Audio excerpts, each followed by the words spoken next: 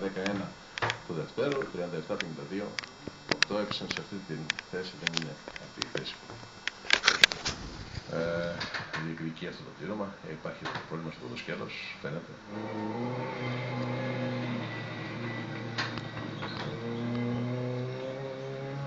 Η δική ήταν ραλιτζίδικη, ήταν πονηρή, είχε μπούκες, είχε αλλαγές πορείας, είχε σημεία στα οποία μπορούσε να μείνεις, να σε πιέσει λάστιχο και από εκεί και πέρα τα πάντα σε ένα σπριντ παίζονται σε ένα λάστιχο.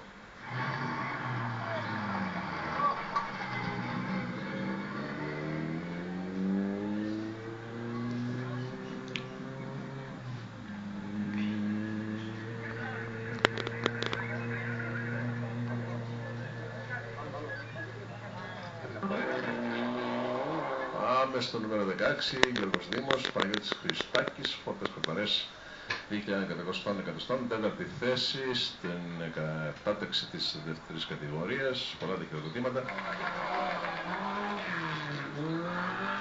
από τους φίλους τους εδώ και όχι μόνον. 11, 54, 9, 12, 11, 24, 05 στρογγυλά άθροισμα.